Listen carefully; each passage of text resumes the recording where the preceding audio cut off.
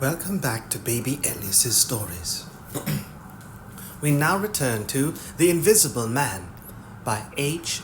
G. Wells. Chapter 20. At the House in Great Portland Street.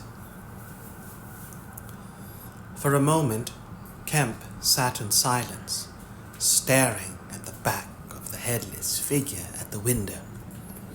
Then he started, struck by a thought, rose, took the invisible man's arm, and turned him away from the outlook. "You are tired," he said, "and while I sit, you walk about. Have my chair." He placed himself between Griffin and the nearest window. For a space, Griffin sat silent, and then he resumed abruptly. "I had left the Chesilstowe cottage already," he said. "When that happened, it was last December. I had taken a room in London, a large, unfurnished room in a big, ill-managed lodging house in a slum near Great Portland Street. The room was soon full of all the appliances I had bought with his money. The work was going on steadily, successfully, drawing near an end. I was like a man emerging from a thicket, and suddenly coming on some unmeaning tragedy. I went to bury him. My mind was still on this research, and I did not lift a finger to save his character. I remember the funeral, the cheap hearse, the scant ceremony, the windy, frost-bitten hillside, and the old college friend of his who read the service over him, a shabby, black, bent old man with a snivelling cold. I remember walking back to the empty house, through the place that had once been a village and was now patched and tinkered by the jerry builders into the ugly likeness of a town. Every way the roads ran out at last into the desecrated fields and ended in rubble heaps and rank wet weeds. I remember myself as a gaunt black figure, going along the slippery, shiny pavement, and the strange sense of detachment I felt from the squalid respectability, the sordid commercialism of the place. I did not feel a bit sorry for my father. He seemed to me to be the victim of his own foolish sentimentality. The current had required my attendance at his funeral, but it was really not my affair. But going along the high street, my old life came back to me for a space, for I met the girl I had known 10 years since. Our eyes met. Something moved me to turn back and talk to her. She was a very ordinary person. It was all like a dream, that visit to the old places. I did not feel then that I was lonely, that I had come out from the world into a desolate place. I appreciated my loss of sympathy, but I put it down to the general inanity of things. Re-entering my room seemed like the recovery of reality. There were the things I knew and loved. There stood the apparatus, the experiments arranged and waiting. And now there was scarcely a difficulty left, beyond the planning of details. I will tell you, Kemp, sooner or later, all the complicated processes. We need not go into that now. For the most part, saving certain gaps I choose to remember, they are written in cipher in those books that tramp has hidden. We must hunt him down. We must get those books again. But the essential phase was to place the transparent object, whose refractive index was to be lowered between two radiating centers of a sort of ethereal vibration, of which I will tell you more fully later. No, not those Rottgen vibrations. I don't know that these others of mine have been described, yet they are obvious enough. I needed two little dynamos, and these I worked with a cheap gas engine.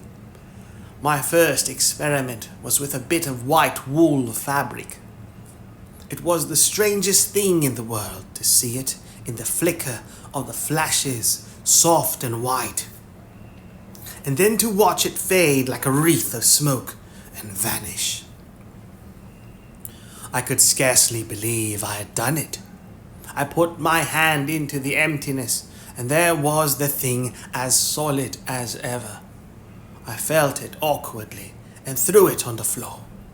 I had a little trouble finding it again. And then came a curious experience. I heard a meow behind me, and turning, saw a lean white cat, very dirty, on the cistern cover outside the window. A thought came into my head.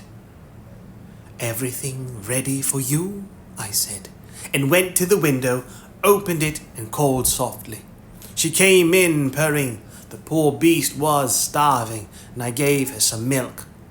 All my food was in a cupboard in the corner of the room. After that, she went smelling round the room, evidently with the idea of making herself at home. The invisible rag upset her a bit. You should have seen her spit at it. But I made her comfortable on the pillow of my truckle bed, and I gave her butter to get her to wash. "And you processed her?" "I processed her. But giving drugs to a cat is no joke, Kemp. And the process failed." "Failed?" "In two particulars. There were the claws and the pigment stuff. What is it? At the back of the eye in a cat, you know? Tapetum? Yes, the tapetum. It didn't go. After I'd given the stuff to bleach the blood and done certain other things to her, I gave the best opium and put her and the pillow she was sleeping on the apparatus. And after all the rest had faded and vanished, there remained two little ghosts of her eyes. Odd. I can't explain it. She was bandaged and clamped, of course, so I had her safe. But she woke while she was still misty and meowed dismally, and someone came knocking. It was an old woman from downstairs who suspected me of vivisecting a drink-sodden old creature with only a white cat to care for in all the world. Vivisecting. Vivisect. Perform vivisection on an animal, used only by people who are opposed to the practice.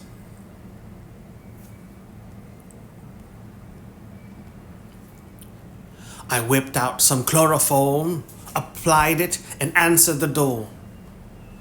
"Did I hear a cat?" she asked. "My cat?" "Not here," said I, very politely. She was a little doubtful and tried to peer past me into the room.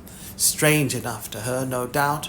Bare walls, uncurtained windows, truckle bed with the gas engine vibrating, and the seethe of the radiant points, and that faint ghastly stinging of chloroform in the air.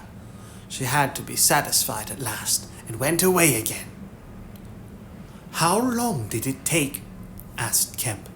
3 or 4 hours, the cat. The bones and sinews and the fat were the last to go, and the tips of the coloured hairs, and, as I say, the back part of the eye, though iridescent stuff it is, wouldn't go at all. Iridescent, showing luminous colours that seemed to change when seen from different angles. shimmering, iridescent. And as I say, the black part of the eye, though iridescent stuff it is, wouldn't go at all. It was night outside long before the business was over, and nothing was to be seen but the dim eyes and the claws. I stopped the gas engine, felt for and stroked the beast, which was still insensible, and then, being tired, left it sleeping on the invisible pillow and went to bed. I found it hard to sleep. I lay awake, thinking weak, aimless stuff, going over the experiment over and over again, or dreaming feverishly of things growing misty and vanishing about me, until everything, the ground I stood on, vanished, and so I came to that sickly, falling nightmare one gets. And about 2, the cat began meowing about the room.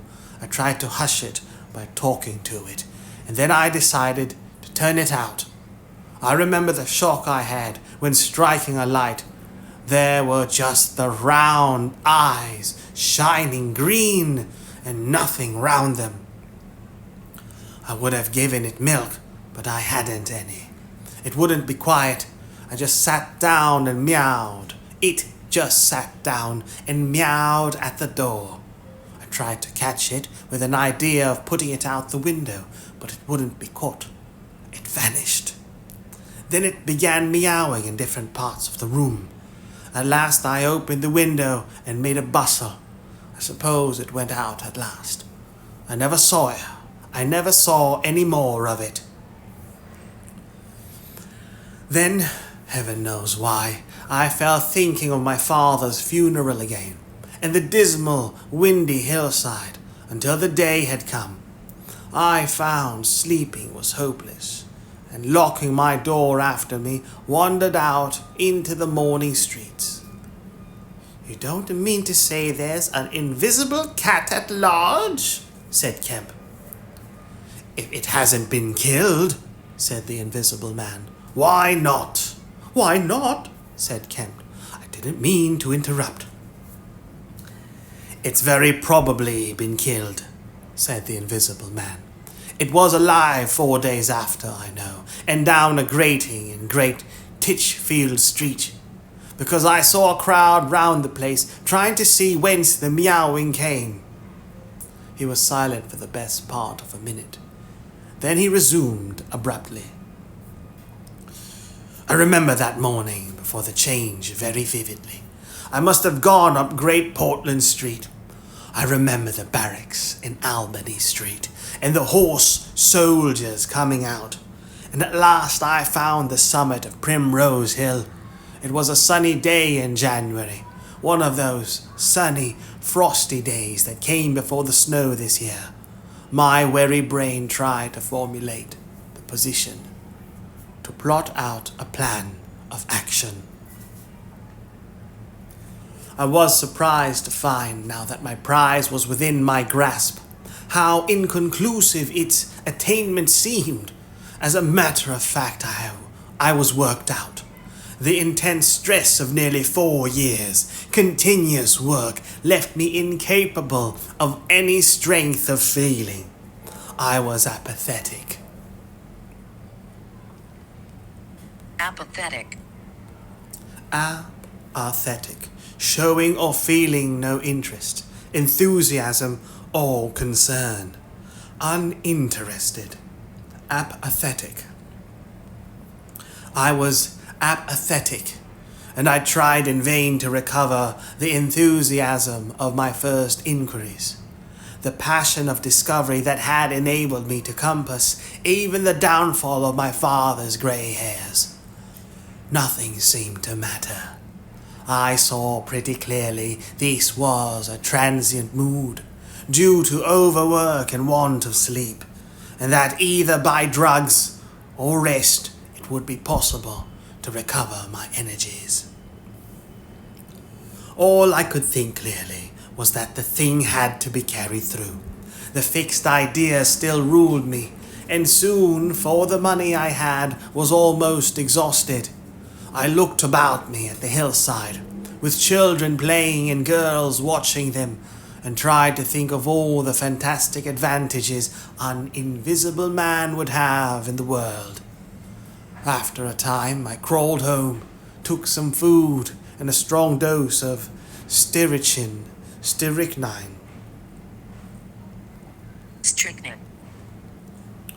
Strychnine, a bitter and highly poisonous compound obtained from nuts, vomica, and related plants.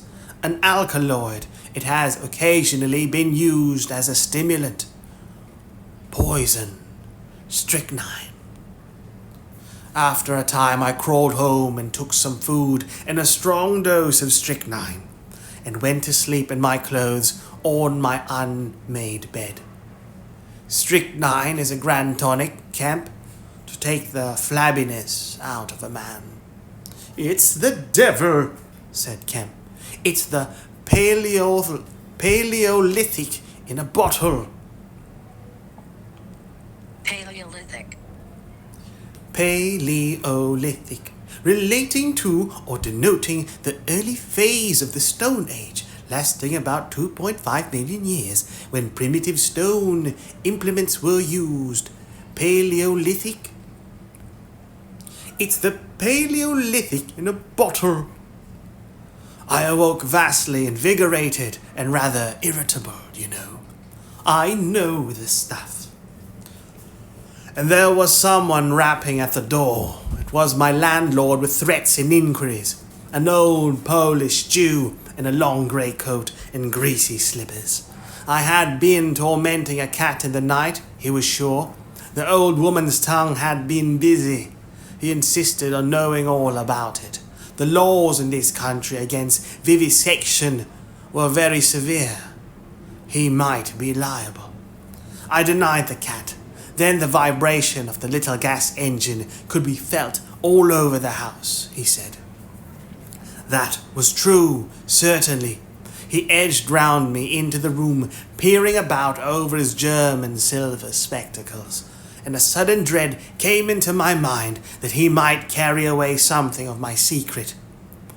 I tried to keep between him and the concentrating apparatus I had arranged, and that only made him more curious. What was I doing? What was I always alone? Why was I always alone and secretive? Was it legal? Was it dangerous? I paid nothing but the usual rent. His had always been a most respectable house in a disreputable neighborhood. Suddenly, my temper gave way. I told him to get out. He began to protest, to jabber of his right of entry. In a moment, I had him by the collar. Something ripped, and he went spinning out into his own passage. I slammed and locked the door and sat down, quivering. He made a fuss outside, which I disregarded, and after a time he went away. But this brought matters to a crisis.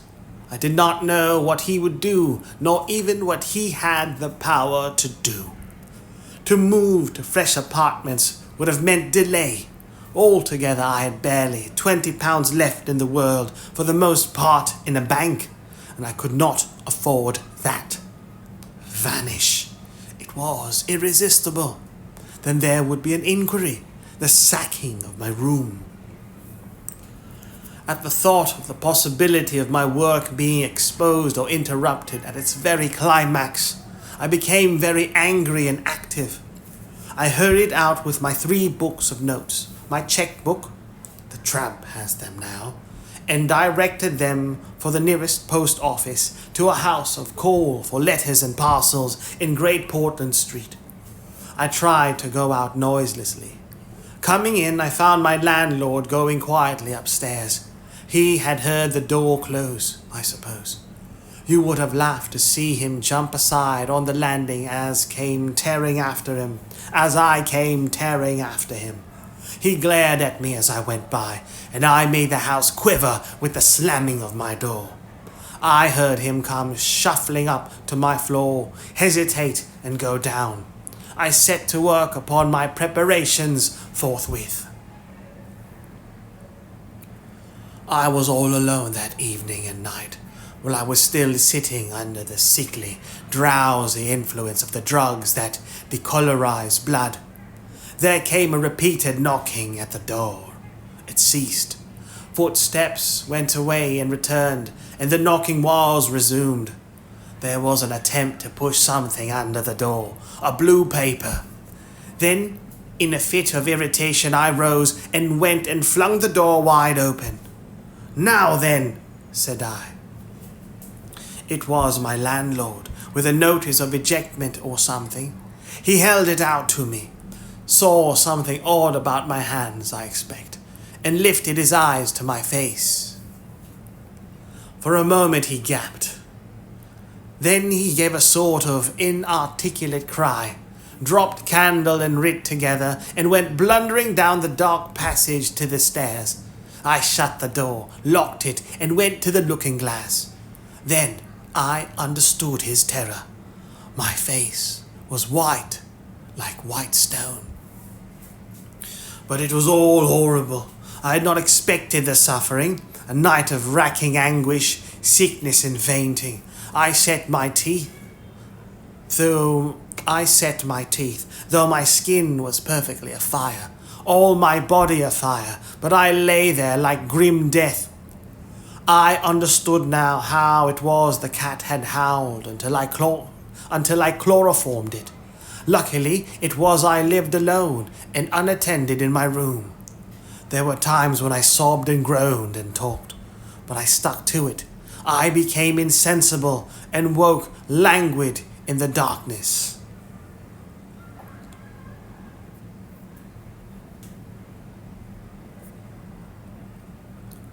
The pain had ceased. The pain had passed. I thought I was killing myself, and I did not care. I shall never forget that dawn, and the strange horror of seeing that my hands had become as clouded glass, and watching them grow clearer and thinner as the day went by, until at last I could see the sickly disorder of my room through them. Though I closed my transparent eyelids, my limbs became glassy. The bones and arteries faded, vanished, and the little white nerves went last. I gritted my teeth and stayed there to the end. At last, only the dead tips of the fingernails remained, pallid and white, and the brown stain of some acid upon my fingers. I struggled up. At first I was as incapable as a swathed infant, stepping with limbs I could not see. I was weak and very hungry. I went and stared at nothing in my shaving glass, at nothing save where an attenuated pigment still remained behind the retina of my eyes, fainter than mist. I had to hang on to the table and press my forehead against the glass. It was only by a frantic effort of will that I dragged myself back to the apparatus and completed the process. I slept during the forenoon, pulling the sheet over my eyes to shut out the light, and about midday I was awakened again by a knocking. My strength had returned. I sat up and listened and heard a whispering. I sprang to my feet and as noiselessly as possible began to detach the connections of my apparatus and to distribute it about the room so as to destroy the suggestions of its arrangement. Presently, the knocking was renewed and voices called. First my landlord's and then 2 others. To gain time, I answered them. The invisible rag and pillow came to hand, and I opened the window and pitched them out onto the cistern cover. As the window opened, a heavy crash came at the door. Someone had charged it with the idea of smashing the lock, but the stout bolts I had screwed up some days before stopped him. That startled me, made me angry. I began to tremble and do things hurriedly.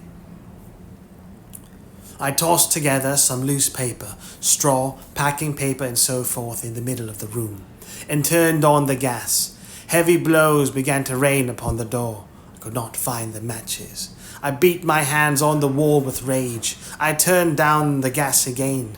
stepped out of the window on the cistern cover, very softly lowered the sash and sat down secure and invisible, but quivering with anger to watch events. They split a panel, I saw, and in another moment they had broken away the staples of the bolts and stood in the open doorway. It was the landlord and his 2 stepsons, sturdy young men of 3 or 4 and 20.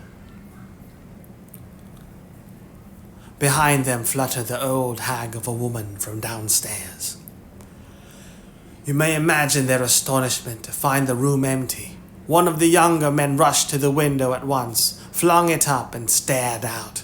His staring eyes and thick-lipped, bearded face came a foot from my face. I was half-minded to hit his silly countenance, but I arrested my doubled fist. He stared right through me. So did the others as they joined him. The old man went and peered under the bed, and then they all made a rush for the cupboard. They had to argue about it at length in Yiddish and Cockney English. They concluded I had not answered them, that their imagination had deceived them. A feeling of extraordinary elation took the place of my anger as I sat outside the window and watched these 4 people, for the old lady came in, glancing suspiciously about her like a cat, trying to understand the riddle of my behavior. The old man, so far as I could understand his pathos, his patois,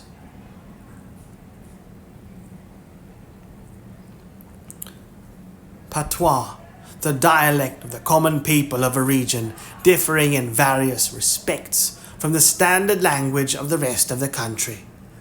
Patois, vernacular. Patois. The old man, so far as I could understand his patois, agreed with the old lady that I was a vivisectionist.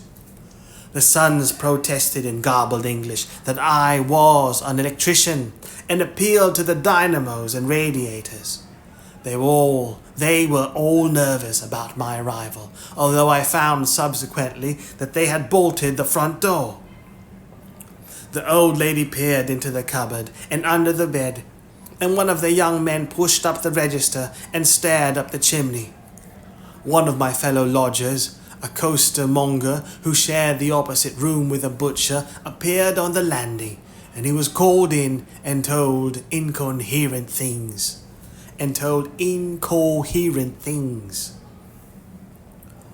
It occurred to me that the radiators, if they fell into the hands of some acute, well-educated person, would give me away too much. And watching my opportunity, I came into the room and tilted one of the little dynamos off its fellow on which it was standing and smashed both apparatus. Then, while they were trying to explain the smash, I dodged out of the room and went softly downstairs. I went into one of the sitting rooms and waited until they came down, still speculating and argumentative, all a little disappointed at finding no horrors, and all a little puzzled how they stood legally towards me. Then I slipped up again with a box of matches, fired my heap of paper and rubbish, put the chairs and bedding thereby, led the gas to the affair by means of an India rubber tube, and waving a farewell to the room, left it for the last time. "You fired the house?" exclaimed Kemp. Fired the house. It was the only way to cover my trail, and no doubt it was insured. I slipped the bolts of the front door quietly and went out into the street. I was invisible, and I was only just beginning to realize the extraordinary advantage my invisibility gave me. My head was already teeming with plans of all the wild and wonderful things I had now impunity to do. Impunity, exception from punishment or freedom from the injurious consequences of an action. Immunity, impunity. Chapter 21. In Oxford Street. In going downstairs the first time I found an unexpected difficulty, because I could not see my feet. Indeed, I stumbled twice, and there was an unaccustomed clumsiness in gripping the bolt. By not looking down, however, I managed to walk on the level passably well. My mood, I say, was one of exaltation. I felt as a seeing man might do, with padded feet and noiseless clothes, in the city of the blind. I experienced a wild impulse to jest, to startle people, to clap men on the back, fling people's hats astray, and generally revel in my extraordinary advantage. But hardly had I emerged upon Great Portland Street. However, my lodging was close to the big draper's shop there, when I heard a clashing concussion and was hit violently behind, and turning saw a man carrying a basket of soda water siphons, and looking in amazement at his burden. Although the blow had really hurt me, I found something so irresistible in his astonishment that I laughed aloud. "The devil's in the basket," I said, and suddenly twisted it out of his hand. He let go incontinently, and I swung the whole weight into the air. But a fool of a cabman, standing outside a public house, made a sudden rush for this, and his extending fingers took me with excruciating violence under the ear. I let the whole down with a smash on the cabman, and then, with shouts and the clatter of feet about me, people coming out of shops, vehicles pulling up, I realized what I had done for myself, and cursing my folly, backed against the shop window and prepared to dodge out of the confusion. In a moment, I should be wedged into a crowd and inevitably discovered. I pushed by a butcher boy, who luckily did not turn to see the nothingness that shoved him aside, and dodged behind the cabman's four-wheeler. I do not know how they settled the business. I hurried straight across the road, which was happily clear, and hardly heeding which way I went in the fright of detection the incident had given me, plunged into the afternoon throng of Oxford Street. I tried to get into the stream of people, but they were too thick for me, and in a moment my heels were being trodden upon. I took to the gutter, the roughness of which I found painful to my feet, and forthwith the shaft of a crawling hansom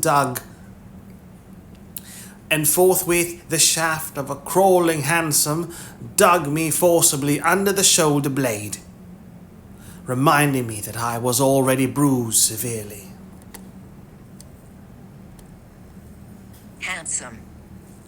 Hansom, a two-wheeled, horse-drawn carriage, accommodating two inside, with a driver seated behind. And forthwith the shaft of a crawling hansom dug me forcibly under the shoulder blade, reminding me that I was already bruised severely. I staggered out of the way of the cab, avoided a perambulator by a convulsive movement.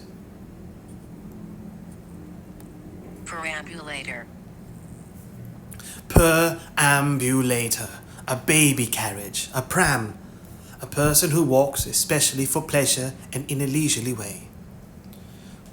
A baby carriage, perambulator. I staggered out of the way of the cab, avoided a perambulator by a convulsive movement, and found myself behind the hansom. A happy thought saved me, and as this drove slowly along, I followed in its immediate wake, trembling and astonished at the turn of my adventure. And not only trembling, but shivering. It was a bright day in January, and I was stark naked, and the thin slime of mud that covered the road was freezing. Foolish as it seems to me now, I had not reckoned that, transparent or not, I was still amenable to the weather and all its consequences. Then suddenly a bright idea came into my head. I ran round and got into the cab, and so, shivering, scared, and sniffing with the first intimations of a cold, and with the bruises in the small of my back growing upon my attention, I drove slowly along Oxford Street and past Tottenham Court Road. My mood was as different from that in which I had sailed, in which I had sallied forth 10 minutes ago, as it is possible to imagine. This invisibility indeed. The one thought that possessed me was, how was I to get out of the scrap I was in? How was I to get out of the scrape I was in? We crawled past Muddy's, and there a tall woman with 5 or 6 yellow labelled books hailed my cab, and I sprang out just in time to escape her, shaving a railway van narrowly in my flight.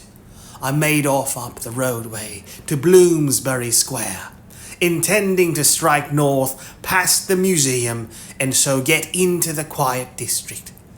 I was now cruelly chilled, and the strangeness of my situation so unnerved me that I whimpered as I ran. At the northward corner of the square, a little white dog ran out of the Pharmaceutical Society's offices and incontinently made for me, nose down. I had never realized it before, but the nose is to be the mind of a dog what the eye is to the mind of a seeing man. Dogs perceive the scent of a man moving as men perceive his vision. This brute began barking and leaping, showing, as it seemed to me, only too plainly that he was aware of me. I crossed Great Russell Street, glancing over my shoulder as I did so, and went some way along Montague Street before I realized what I was running towards. Then I became aware of a blare of music, and looking along the street saw a number of people advancing out of Russell Square, red shirts and the banner of the Salvation Army to the fore. Such a crowd chanting in the roadway and scoffing on the pavement. I could not hope to penetrate, and dreading to go back and farther from home again, and deciding on the spur of the moment, I ran up the white steps of a house facing the museum railings, and stood there until the crowd should have passed. Happily, the dog stopped at the noise of the band too, hesitated and turned tail, running back to Bloomsbury Square again. On came the band, bawling with unconscious irony some hymn about "When shall we see his face?" and it seemed an interminable time to me before the tide of the crowd washed along the pavement by me. Thud, thud, thud came the drum with a vibrating resonance, and for the moment I did not notice 2 urchins stopping at the railings by me. See him? Said one. See what? Said the other. Why, them footmarks, bare, like what you makes in mud. I looked down and saw the youngsters had stopped and were gapping at the muddy footmarks I had left behind me up the newly whitened steps. The passing people elbowed and jostled them, but their confounded intelligence was arrested. Thud, thud, thud. When thud shall we see, thud, his face, thud, thud. There's a barefoot man gone up them steps, or I don't know nothing, said one. And he ain't never coming down again, and his foot was a-bleeding. The thick of the crowd had already passed. Looky here, looky there, Ted, quoth the younger of the detectives, with the sharpness of surprise in his voice, and pointed straight to my feet. I looked down and saw at once the dim suggestion of their outline sketched in splashes of mud. For a moment I was paralyzed. "Why, that's rum," said the elder. "Dashed rum. It's just like the ghost of a foot, ain't it?" He hesitated and advanced with outstretched hand. A man pulled up short to see what he was catching, and then a girl. In another moment he would have touched me. Then I saw what to do. I made a step. The boy started back with an exclamation, and with a rapid movement I swung myself over into the portico of the next house. But the smaller boy was sharp-eyed enough to follow the movement, and before I was well down the steps and upon the pavement, he had recovered from his momentary astonishment and was shouting out that the feet had gone over the wall. They rushed round and saw my new footmarks flash into being on the lower step and upon the pavement. "What's up?" asked someone. "Feet! Look! Feet running!" Everybody in the road except my 3 pursuers was pouring along after the Salvation Army, and this blow not only impeded me, but them. There was an eddy of surprise and interrogation. At the cost of bowling over one young fellow I got through, and in another moment I was rushing headlong round the circuit of Russell Square, with 6 or 7 astonished people following my footmarks. There was no time for explanation, or else the whole host would have been after me. Twice I doubled round corners, thrice I crossed the road and came back upon my tracks, and then as my feet grew hot and dry, the damp impressions began to fade. At last I had a breathing space and rubbed my feet clean with my hands, and so got away altogether. The last I saw of the chase was a little group of a dozen people perhaps, studying with infinite perplexity a slowly drying footprint that had resulted from a puddle in Tavistock Square. A footprint as isolated and incomprehensible to them as Crusoe's solitary discovery. This running warmed me to a certain extent, and I went on with a better courage through the maze of less frequented roads that runs hereabouts. My back had now become very stiff and sore, my tonsils were painful from the cabman's fingers, and the skin of my neck had been scratched by his nails. My feet hurt exceedingly, and I was lame for a little cut on one foot. I saw in time a blind man approaching me, and fled limping, for I feared his subtle intuitions. Once or twice accidental collisions occurred, and I left people amazed, with unaccountable curses ringing in their ears. Then came something silent and quiet against my face, and across the square fell a thin veil of slowly falling flakes of snow.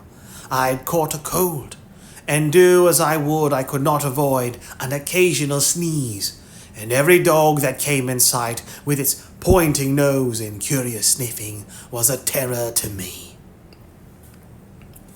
Then came men and boys running, first one and then others, and shouting as they ran.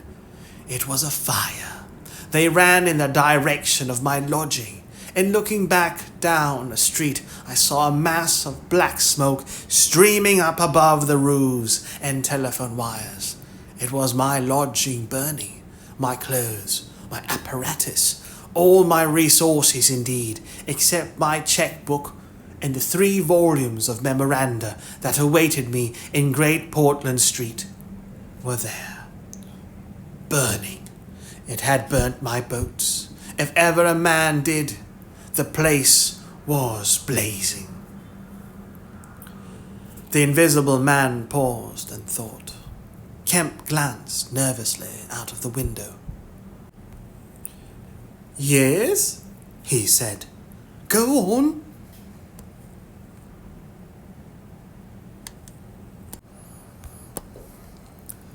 Chapter 22. In the Emporium. So last January, with the beginning of a snowstorm in the air about me, and if it settled down on me, it would betray me.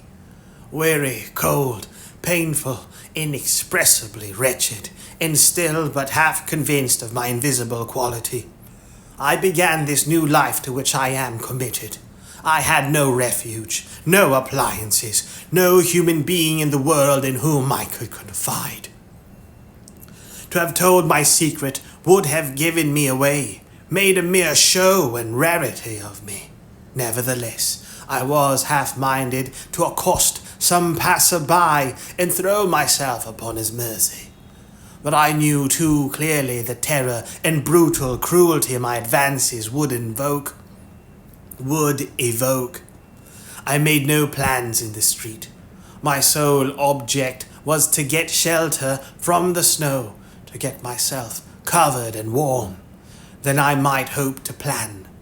But even to me, an invisible man, the rows of London houses stood latched, barred and bolted impregnably.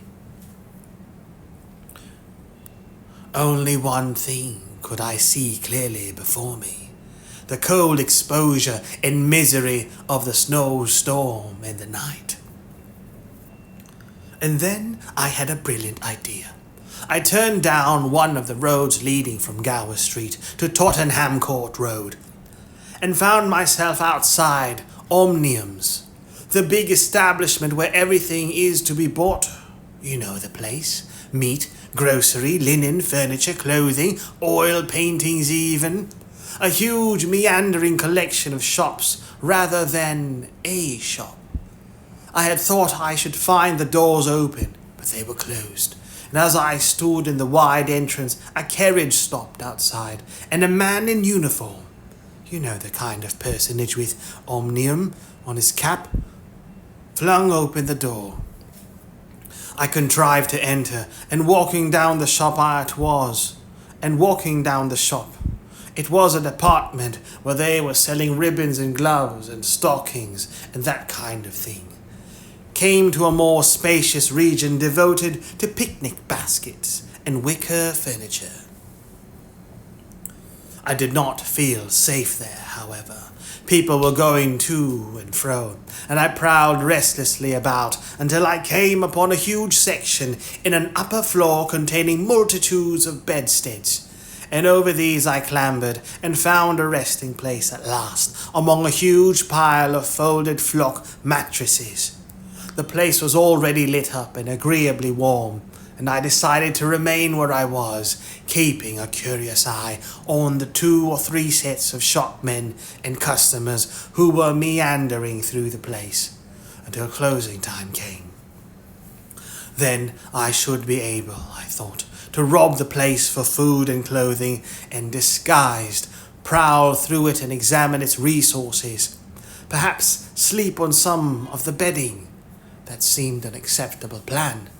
My idea was to procure clothing to make myself a muffled but acceptable figure, to get money, and then to recover my books and parcels where they awaited me. Take a lodging somewhere, and elaborate plans for the complete realization of the advantages of my invisibility. Of the advantages my invisibility gave me, as I still imagined, over my fellow men. Closing time arrived quickly enough. It could not have been more than an hour after I took up my position on the mattresses before I noticed the blinds of the windows being drawn, and customers being marched doorward. And then a number of brisk young men began with remarkable alacrity to tidy up the goods that remained disturbed. I left my lair as the crowds diminished, and prowled cautiously out into the less desolate parts of the shop. I was really surprised to observe how rapidly the young men and women whipped away the goods displayed for sale during the day. All the boxes of goods, the hanging fabrics, the festoons of lace, the boxes of sweets in the grocery section, The displays of this and that were being wiped down, folded up, slapped into tiny receptacles, and everything that could not be taken down and put away had sheets of some coarse stuff like sacking flung over them. Finally, all the chairs were turned up onto the counters, leaving the floor clear. Directly each of these young people had done, he or she made promptly for the door with such an expression of animation as I have rarely observed in a shop assistant before. Then came a lot of youngsters scattering sawdust and carrying pails and brooms. I had to dodge to get out of the way, and as it was, my ankle got stung with the sawdust. For some time, wandering through the swathed and darkened apartments, I could hear the brooms at work. And at last, a good hour or more after the shop had been closed, came a noise of locking doors.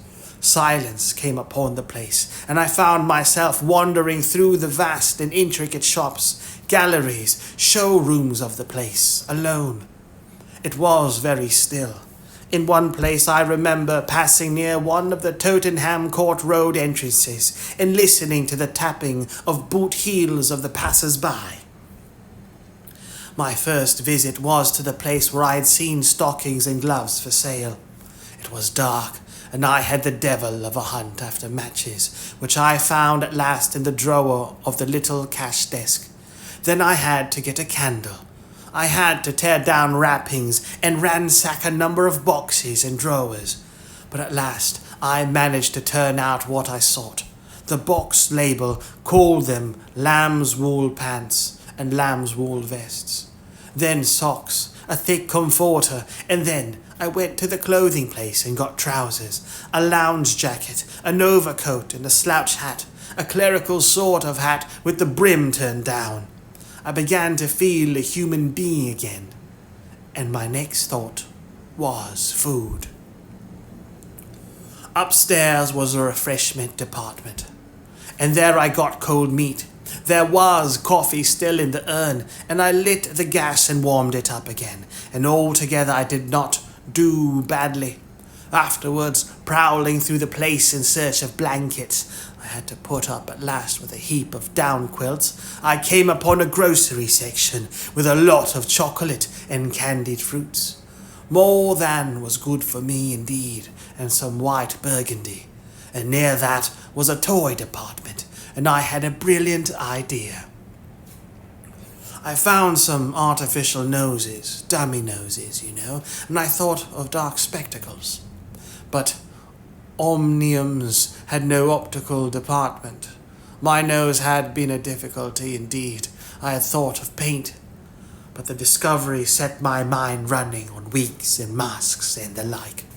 Finally, I went to sleep in a heap of down quills, very warm and comfortable. My last thoughts before sleeping were the most agreeable I had had since the change. I was in a state of physical serenity, and that was reflected in my mind. I thought that I should be able to slip out unobserved in the morning with my clothes upon me, muffling my face with a white wrapper I had taken, purchase with the money I had taken, spectacles and so forth. And so complete my disguise. I lapsed into disorderly dreams of all the fantastic things that had happened during the last few days. I saw the ugly little Jew of a landlord vociferating in his rooms. I saw his two sons marveling, and the wrinkled old woman's gnarled face as she asked for her cat. Vociferating. Vociferate, shout, complain, or argue loudly or vehemently. Vociferating. I experienced again the strange sensation of seeing the cloth disappear, and so I came round to the windy hillside, in the sniffing old clergyman mumbling, "Earth to earth, ashes to ashes, dust to dust," at my father's open grave. "You also," said a voice, and suddenly I was being forced towards the grave. I struggled, shouted, appealed to the mourners, but they continued stonily following the service. The old clergyman, too, never faltered, droning and sniffing through the ritual. I realized I was invisible and inaudible. That overwhelming forces had their grip on me. I struggled in vain. I was forced over the brink. The coffin rang hollow as I fell upon it, and the gravel came flying after me in spadefuls. Nobody heeded me. Nobody was aware of me. I made convulsive struggles and awoke. The pale London dawn had come. The place was full of a chilly grey light that filtered round the edges of the window blinds. I sat up, and for a time I could not think where this ample apartment, with its counters, its piles of royal stuff, its heap of quilts and cushions, its iron pillars might be. Then, as recollection came back to me, I heard voices in conversation. Then, far down the place, in the brighter light of some department which had already raised its blinds, I saw two men approaching. I scrambled to my feet, looking about me for some way of escape, and even as I did so, the sound of my movement made them aware of me. I suppose they saw merely a figure moving quietly and quickly. "Who's that?" cried one, and "Stop there!" shouted the other. I dashed around a corner and came full tilt, a faceless figure, mind you, on a lanky lad of 15. He yelled and I bowled him over, rushed past him, turned another corner, and by happy inspiration threw myself behind the counter. In another moment, feet went running past, and I heard voices shouting, "All hands to the doors!" asking what was up, and giving one another advice how to catch me. Lying on the ground, I felt scared out of my wits, but odd as it may seem, it did not occur to me at the moment to take off my clothes as I should have done. I had made up my mind, I suppose, to get away in them, and that ruled me. And then down the vista of the counters came a bawling of, "Here he is!" I sprang to my feet, whipped a chair off the counter, and sent it whirling at the fool who had shouted, turned, came into another round the corner, sent him spinning, and rushed up the stairs. He kept his footing, gave a view hello, and came up the staircase hot after me. Up the staircase were piled a multitude of those bright-coloured pot things. What are they? Art pots? Suggested Kemp. That's right, art pots.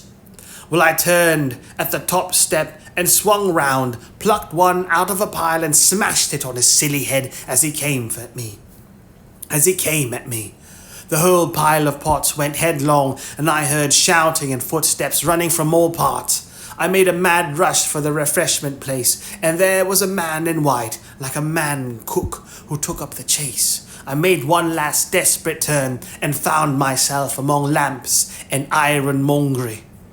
I went behind the counter of this and waited for my cook, and as he bolted in at the head of the chase, I doubled him up with a lamp. Down he went, and I crouched down behind the counter and began whipping off my clothes as fast as I could. Coat, jacket, trousers, shoes were all right, but a lamb's wool vest fits a man like a skin. I heard more men coming. My cook was lying quiet on the other side of the counter, stunned or scared, speechless, and I had to make another dash for it, like a rabbit hunted out of a woodpile. "This way, policeman!" I heard someone shouting. I found myself in my bedstead storeroom again, and at the end of a wilderness of wardrobes, I rushed among them, went flat, got rid of my vest after infinite wriggling, and stood a free man again, panting and scared, as the policeman and 3 of the shopmen came round the corner. They made a rush for the vest and pants, and collared the trousers. "He's dropping his plunder," said one of the young men. "He must be somewhere here." But they did not find me all the same. I stood watching them hunt for me for a time, and cursing my ill luck in losing the clothes. Then I went into the refreshment room, drank a little milk I found there, and sat down by the fire to consider my position. In a little while, 2 assistants came in and began to talk over the business very excitedly, and like the fools they were, I heard a magnified account of my depredations and other speculations as to my whereabouts. Then I fell to scheming again. The insurmountable difficulty of the place, especially now it was alarmed, was to get any plunder out of it. I went down into the warehouse to see if there was any chance of packing and addressing a parcel, but I could not understand the system of checking. About 11 o'clock, the snow having thawed as it fell, and the day being finer and a little warmer than the previous one, I decided that the Emporium was hopeless, and went out again, exasperated at my want of success, with only the vaguest plans of action in my mind.